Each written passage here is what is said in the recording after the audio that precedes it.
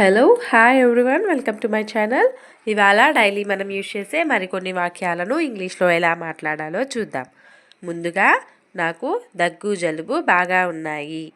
నాకు దగ్గు జలుబు బాగా ఉన్నాయి ఇలా అనడాన్ని ఇంగ్లీష్లో I have a bad cold and cough. I have a bad cold and cough అని చెప్తూ ఉంటాము. తర్వాత నీ చేతులని చెత్తబుట్టలో అసలు పెట్టకు. నీ చేతులని చెత్తబుట్టలో అస్సలు పెట్టొద్దు ఇలా చెప్పడాన్ని ఇంగ్లీష్లో don't put your hands in the trash at all. Don't put your hands అంటే నీ చేతులను పెట్టవద్దు. ఎందులో? ఇన్ ద ట్రాష్ లేదా ఇన్ ద డస్ట్బిన్ అంటే చెత్తబుట్టలో. ఎట్ ఆల్ అంటే అస్సలు అనే అర్థం వస్తుంది. Don't put your hands in the trash can are dustbin at all అంటే నీ చేతులను చెత్తబుట్టలో అస్సలు పెట్టకు అనే అర్థం వస్తుంది. తర్వాత ఉదయం నుండి ఒక్క పని కూడా చేయలేదు. ఉదయం నుండి ఒక్క పని కూడా చేయలేదు ఇలా చెప్పడాన్ని ఇంగ్లీష్లో I haven't done a single thing since morning. I haven't done a single thing అంటే నేను ఒక్క పని కూడా చేయలేదు. సిన్స్ మార్నింగ్ అంటే ఉదయం నుండి అనే అర్థం వస్తుంది. తర్వాత నువ్వు నా చేతిని గట్టిగా పట్టుకో. నువ్వు నా చేతిని గట్టిగా పట్టుకో ఇలా చెప్పడాన్ని ఇంగ్లీష్లో you hold my hand tight. You hold my hand tight అని చెప్తూ ఉంటాము. దీన్నే నువ్వు నా చేతిని గట్టిగా పట్టుకో లేదంటే కింద పడిపోతావు. నువ్వు నా చేతిని గట్టిగా పట్టుకో లేదంటే కింద పడిపోతావు అని చెప్పాలి అనుకుంటే you hold my hand tight otherwise you will fall down. You hold my hand tight otherwise you will fall down అని చెప్తూ ఉంటాము. You hold my hand tight అంటే నువ్వు నా చేతిని గట్టిగా పట్టుకో.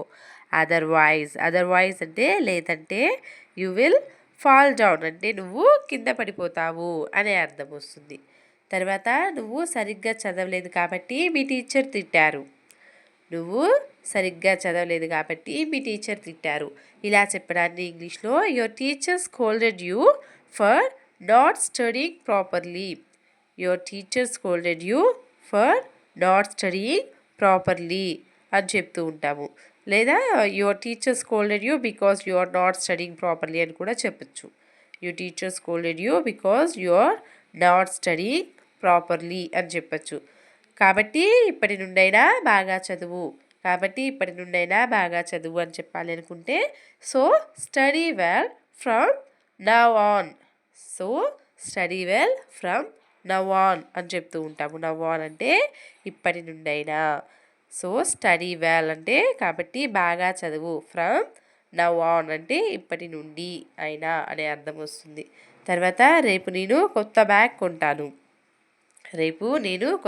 కొంటాను ఇలా చెప్పడాన్ని ఇంగ్లీష్లో I will buy a new bag tomorrow. I will buy a new bag అంటే నేను కొత్త బ్యాగ్ కొంటాను. టుమారో అంటే రేపు. తర్వాత నీకు కావాల్సినవన్నీ నేను రేపు కొంటాను ఇలా చెప్పడాన్ని ఇంగ్లీష్లో I will buy everything you need tomorrow.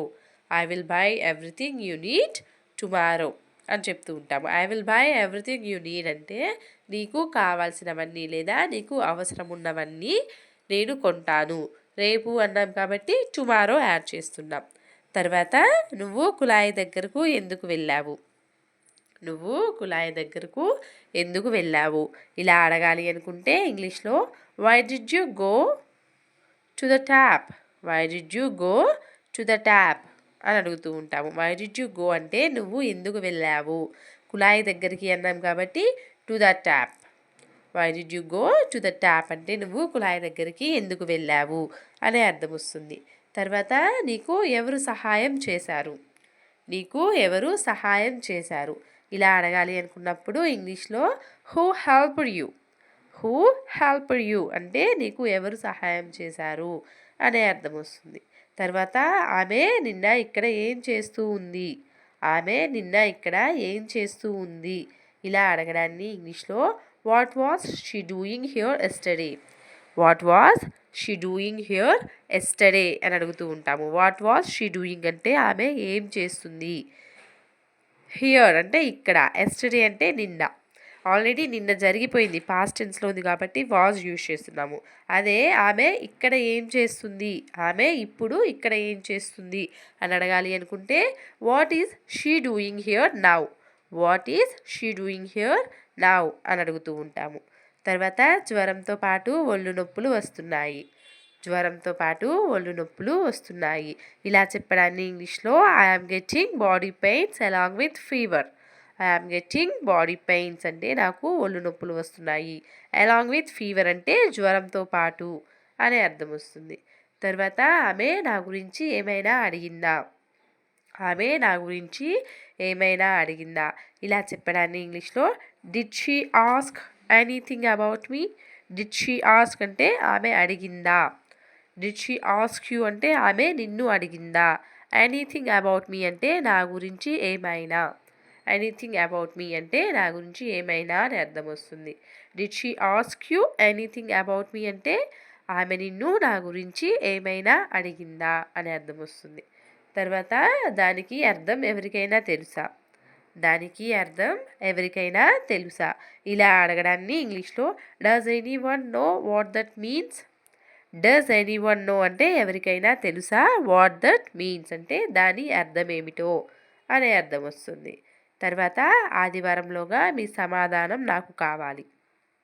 ఆదివారంలోగా మీ సమాధానం నాకు కావాలి. ఇలా చెప్పడాన్ని ఇంగ్లీష్లో I need to know your answer by Sunday. I need to know your answer అంటే నాకు మీ సమాధానం కావాలి లేదా నేను మీ సమాధానం తెలుసుకోవాలనుకుంటున్నాను. బై సండే అంటే ఆదివారంలోగా. బై సండే అంటే ఆదివారంలోగా అనే అర్థం వస్తుంది. నువ్వు ఏది సరిగ్గా ఎందుకు చేయవు, నువ్వు ఏది సరిగ్గా ఎందుకు చేయవు. ఇలా అడగడాన్ని ఇంగ్లీష్లో why don't you do anything properly. Why don't you do అంటే నువ్వు ఎందుకు చేయవు, ఎనీథింగ్ అంటే ఏది, ప్రాపర్లీ అంటే సరిగ్గా అని అర్థం వస్తుంది. Why don't you do anything అంటే నువ్వెందుకు ఏమీ చేయవు, ప్రాపర్లీ అంటే సరిగ్గా, నువ్వెందుకు ఏది సరిగ్గా చేయవు అనే అర్థం వస్తుంది. తర్వాత ఈ టైంలో మీరు అక్కడికి ఎందుకు వెళ్ళారు, ఈ టైంలో మీరు అక్కడికి ఎందుకు వెళ్ళారు. ఇలా అడగడాన్ని ఇంగ్లీష్లో why did you go there at this time. Why did you go there at this time అని అడుగుతూ ఉంటాము. అదే ఈ టైంలో మీరు అక్కడికి ఎందుకు వెళ్తున్నారు, ఈ టైంలో మీరు అక్కడికి ఎందుకు వెళ్తున్నారు ఇలా అడగాలి అనుకుంటే why are you going there at this time. Why are you going there at this time అని అడుగుతూ ఉంటాము.